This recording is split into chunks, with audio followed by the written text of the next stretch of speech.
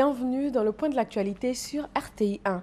Nous sommes lundi 28 septembre et c'est le deuxième jour de la visite d'État dans les régions du Go, du Haut-Sassandra et du Lodibois. Hier, l'étape de Daloa avec une cérémonie de mise sous tension et une autre de distribution de chèques au titre du FAFSI, le Fonds d'appui aux femmes de Côte d'Ivoire. Le président Alassane Ouattara est attendu à Gagnoa ce matin où il va animer un meeting. Et avant son arrivée à Gagnoa, les populations sont déjà mobilisées. Elles placent beaucoup d'espoir en cette visite d'État. Alexis Ouedraogo. Un dimanche, pas comme les autres, à Gagnoa. La ville reçoit le président Alassane Ouattara. Il faut donc que tout soit parfait. Ici, on peaufine les décorations. Là, on couche une dernière fois le goudron.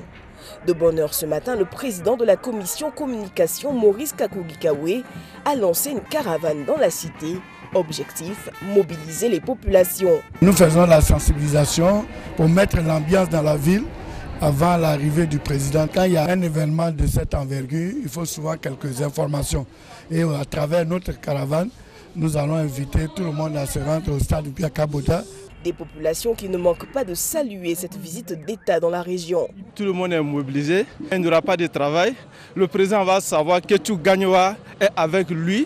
Il va voir les chefs BT, les jeunesses BT, tout le monde, tout confondu, toute la jeunesse confondue sera avec le président au Biaka Boda pour magnifier la fête avec lui. C'est dommage qu'il ne fasse pas plusieurs jours, mais quand le président de la République arrive, il vient toujours avec beaucoup de développement.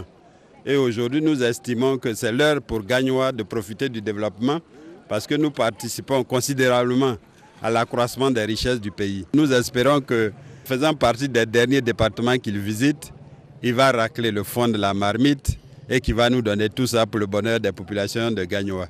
La région attend des gestes importants de la part du chef de l'État en vue de booster son développement. Des partis de l'opposition ivoirienne, notamment ceux de la Coalition nationale pour le changement CNC, organisent une marche ce lundi. 2 points sont visés, ce sont la télévision ivoirienne et la Commission électorale nationale indépendante pour exiger un accès équitable aux médias audiovisuels et la recomposition du bureau de l'instance en charge des élections à 1 mois de la présidentielle du 25 octobre. Au moins 35 morts à Bangui ce week-end. Pour essayer d'enrayer ces nouvelles violences, un couvre-feu a été instauré dans la capitale centrafricaine, mais il n'a pas eu l'effet attendu, notamment cette nuit où des ONG nationales et internationales comme la Croix-Rouge et le PAM ont été pillés par des hommes armés. Et des coups de feu ont été entendus dans la nuit d'hier à Bangui. Un commissariat aurait été attaqué, des maisons, bâtiments publics incendiés et des forces internationales prises à partie toute la nuit. 17 Syriens, dont une femme et 5 enfants, se sont noyés dimanche lorsque leur embarcation a fait naufrage dans les eaux turques alors qu'ils tentaient de rejoindre la Grèce.